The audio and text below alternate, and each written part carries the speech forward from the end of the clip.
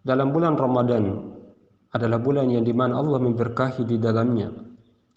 Ya, salah satu bulan yang dimana Allah melipat gandakan segala amal soleh yang dilakukan hamba di muka bumi ini. Salah satu keistimewaannya adalah dimana Allah akan memudahkan melakukan amal soleh.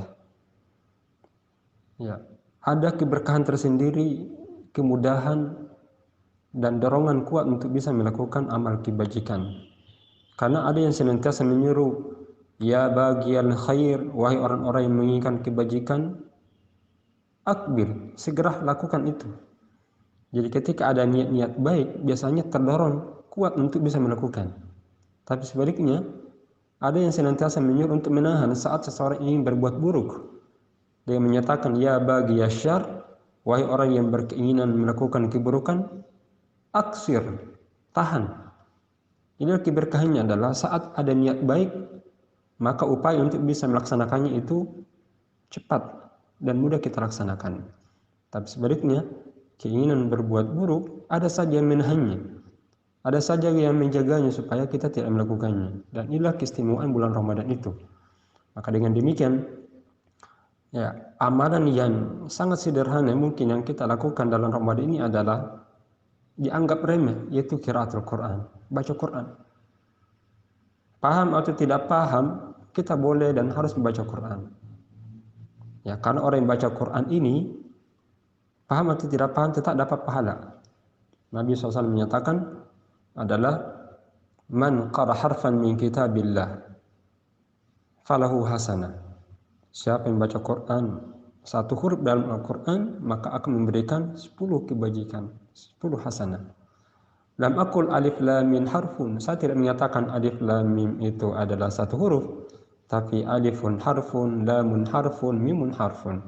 Tapi alif itu satu huruf, mim itu satu huruf, lam itu satu huruf, dan mim itu satu huruf. Jumlahnya 30. Di mana tidak satu pun yang pahami selain Allah dan Rasulnya makna alif lam mim itu. Pun itu kita akan mendapati manfaat dan pahalanya. Sehingga Nabi SAW menganjurkan untuk kita membacanya. Tentu kalau orang yang membaca Al-Quran dan bisa paham itu menambah keutamaannya lagi. Dan ini intinya. Saat kita mulai membaca Quran, kita berupaya untuk bisa membacanya. Ya, karena Allah Subhanahu Wa Taala memberi pahala orang yang memahami Al-Quran dengan baik. Sebaliknya Nabi SAW, orang yang terbata-bata baca Quran juga punya keistimewaan. Maka bagi kita, bagi yang masih berat untuk baca Quran, atau masih tertatih-tatih untuk bisa baca Quran dan bisa menghafal, yakinlah bahwa di situ ada keutamaan. Nabi SAW telah menyatakan, man yaqra Quran wa huwa mahirun bihi wa huwa yatatatta. Man qara al-Quran wa huwa yatatatta wa alaihi syakun falahu ajran. Orang-orang baca Quran dan ada kesulitan dan terbata-bata di dalamnya, maka akan mendapatkan satu pahala. Berbeda memang kalau kita ancar mahir, maka ini tentu akan mendapatkan keutamaan yang besar di hadapan Allah Subhanahu wa Ta'ala.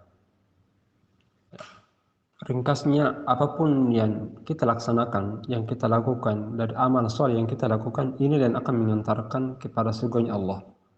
Seperti Allah nyatakan, wa tilkal jannatu allati uristumuha bima kuntum ta'malun. Itulah surga yang Allah wariskan kepada kalian lantaran amal kebajikan yang kamu lakukan. Kita tidak tahu amal soleh, amal yang mana yang diterima oleh Allah. Boleh saja amal yang tampak kecil justru itu diterima oleh Allah Subhanahu wa Ta'ala. Dan boleh saja amal yang begitu besar kelihatan tetapi tidak diterima oleh Allah Subhanahu wa Ta'ala. Sehingga di hadapan Allah adalah amalan yang diterima oleh Allah adalah amalan yang dilaksanakan ikhlas karena Allah Subhanahu wa Ta'ala. Karena boleh saja amalan itu kecil tapi Allah hargai dengan pahala yang sangat besar di hadapan Allah. Dan boleh saja dan ada saja amal yang begitu besar kelihatan tapi justru tidak dihargai oleh Allah Subhanahu wa Ta'ala. Kenapa? Karena yang membedakan dan menentukan dalam besar dan kecilnya amal di hadapan Allah adalah besarnya motivasi. Ya, besarnya keikhlasan di dalam melaksanakan amal itu.